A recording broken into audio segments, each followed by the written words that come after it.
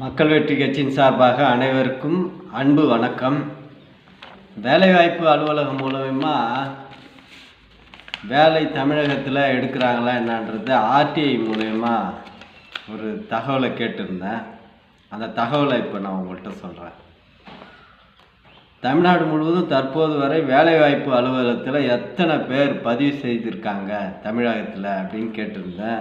ரெண்டாவது, வேலைவாய்ப்பு பதிவு மூலம் 2021 முதல் 26 வரை எத்தனை நபர்களுக்கு நீங்கள் அரசு பணிகளுக்கு அரசு துறைகளுக்கு இன்டர்வியூஸ் அனுப்பியிருக்கீங்கன்னு கேட்டேன். அதுக்கு தகவல் அவங்க கொடுத்துருக்காங்க.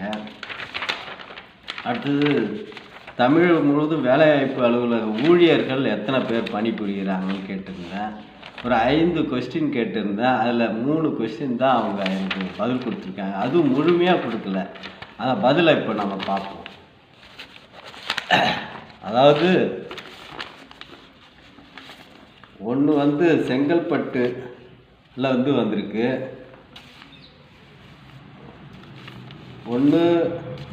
இன்னொன்று ராணிப்பேட்டை, 2 ராணிப்பேட்டை, 3வது ஊர்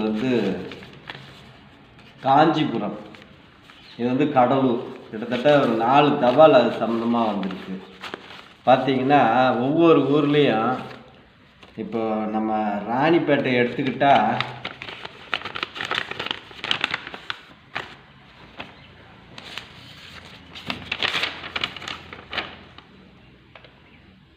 ராணிப்பேட்டை மாவட்டம் புதிதாக தோற்றுவிச்சிருக்காங்க தான் சொல்கிறாங்க.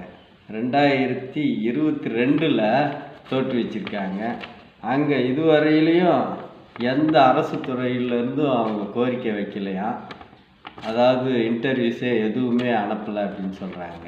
கிட்டத்தட்ட 4 வருடங்களாக அந்த வேலைவாய்ப்பு துறையில் ஒரு ஆட்களுக்கு கூட வேலைவாய்ப்பு இன்னும் வழங்கலை, இன்டர்வியூவே அனுப்பலை. அப்படி நடக்குது அங்கே ராணிப்பேட்டை, வேலூர் மாவட்டத்தில். இங்கே கிட்டத்தட்ட இது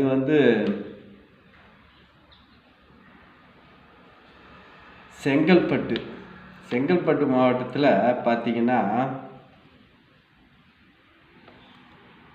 ஒரு நபர், அதாவது 2022 அரசு துறையில் இந்து அறநிலையத்துறையில் அரசு உதவியாளர் பணிக்கு ஒரு ஆட்களுக்கு அனுப்பியிருக்காங்க. 2023 3 பேருக்கு kitchen helper, central laboratory teaching research and இன்ஸ்டியூட்டுக்கு ஒரு அலுவலக உதவியாளர், கோஸ்ட் கார்டுக்கு கிட்டத்தட்ட 3 பேருக்கு கொடுத்துருக்காங்க. 2024 யாருக்கும் கிடையாது. 25 3 நபர், இளநிலை உதவியாளர், முதன்மை மாவட்ட நீதிமன்றத்துக்கு ஒரு 3 பேர் கொடுத்துருக்காங்க.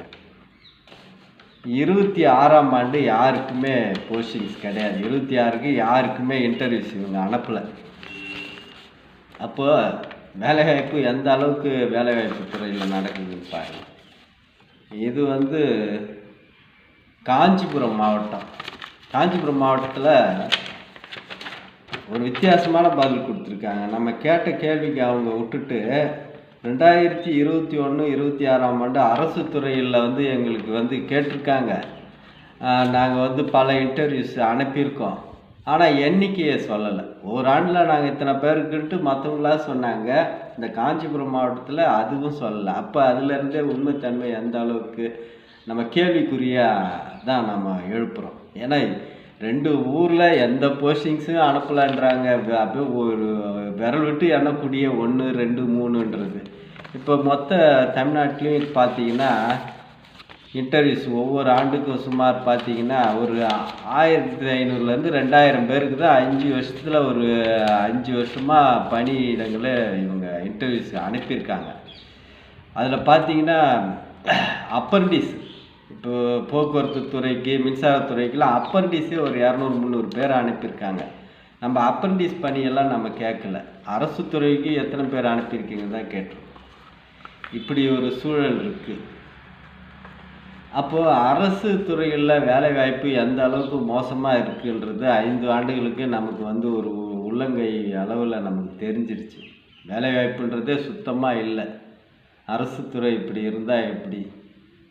ஒரு வேலைவாய்ப்பு துறைன்றது வேலை வழங்கக்கூடிய துறை தான் வேலைவாய்ப்பு அலுவலகம். அதில் பதிவு பண்ணி கிட்டத்தட்ட எனக்கு தெரிஞ்சு 75 லட்சம் பேர் அதில் வந்து வேலைக்காக காத்துட்டு இருக்காங்க.